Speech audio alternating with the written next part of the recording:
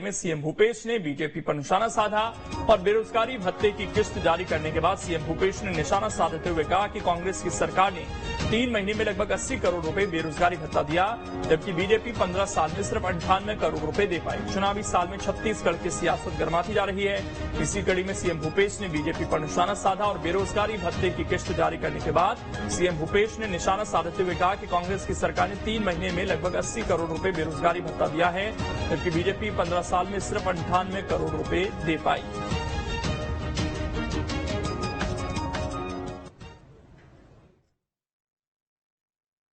अभी मुख्यमंत्री निवास में 2 बड़े कार्यक्रम हुए, जिसमें बेरोजगारी भत्ता की तीसरे किस्त हमने जारी की और अब तक के लगभग 80 करोड़ रुपये की राशि जारी कर दी गई 3 महीने में, जबकि भारतीय जनता पार्टी के 15 साल में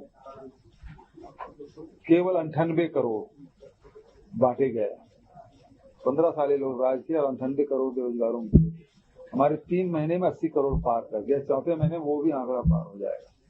और उसके साथ साथ जहां बेरोजगारी भत्ता दिया जा रहा है, वहां कौशल प्रशिक्षण भी कराया जा रहा है और अभी तक 4000 लोगों को जॉब भी दे दिया गया है, एक खुद के रोजगार या फिर प्लेसमेंट में कहीं रोजगार मिला है। तो इस प्रकार से ये भी पीछे काम चल रहा है। उसी प्रकार से आवास में 155 करोड़ रुपए की राशि आज जारी की गई। किसी की प्रथम किस्त का, दूसरे किस्त का, तीसरे किस्त का, इस प्रकार से राशि जारी कर दी गई है। और आवास के लिए हमने प्रधानमंत्री को पत्र लिखा था कि 2011 के जनगणना के आधार पर लोगों को दिया जाता है और इस बीच में जो 12 साल 13 साल हो गए, इस बीच में बहुत सारे और पात्र हितग्राही हैं, उसका सर्वे नहीं होने के कारण से उन लोगों को इसके लाभ से वंचित हो रहे हैं। तो लेकिन उधर से कोई जवाब नहीं आया। राज्य सरकार के द्वारा 1 अप्रैल से आर्थिक सर्वेक्षण का काम शुरू किया गया है। वो सर्वे पूर्ण हो चुका है। अब उसके एनालिसिस का काम चल रहा है और जैसे एनालिसिस आएगा उसके हिसाब से फिर आगे योजना बनाई जाएगी। वहीं टीएस सिंहदेव जब से डिप्टी सीएम बनाए गए हैं, छत्तीसगढ़ में कांग्रेस और बीजेपी के बीच तू मैं जारी है। बीजेपी तंग कस रही है। तो वहीं सीएम भूपेश ने बीजेपी पर पलटवार किया। सीएम ने कहा कि टीएस सिंहदेव के उप मुख्यमंत्री बनने के बाद बीजेपी नेताओं के सोशल मीडिया में प्रतिक्रियाएं देखकर लग रहा है कि बेचारे अपने भरोसे नहीं थे। सीएम भूपेश ने पूर्व सीएम रमन सिंह पर भी निशाना साधा है।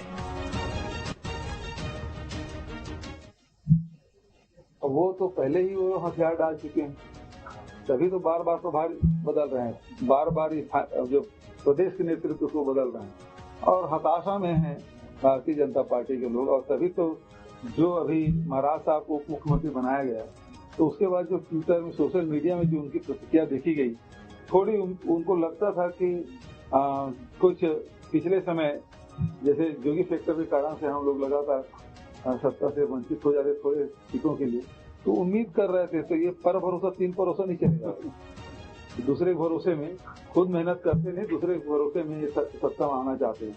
तो वैसे भी 4.5 साल, 5 साल ये लोग कोई काम नहीं किए।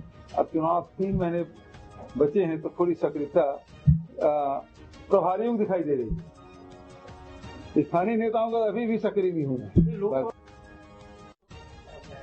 लेकिन इसी को लेकर डॉक्टर रमन सिंह कह रहे हैं कि कांग्रेस पार्टी ने टीएस सिंहदेव को झुंझुना पकड़ा दिया है। सबसे ज्यादा तकलीफ रमन सिंह, क्योंकि जोगी भरोसे 3 बार मुख्यमंत्री बने, उम्मीद कर रहे थे कि ऐसा कुछ हो जाएगा। और कांग्रेस पहले एकजुट है, एक बार हो गया, लेकिन बार बार नहीं होता।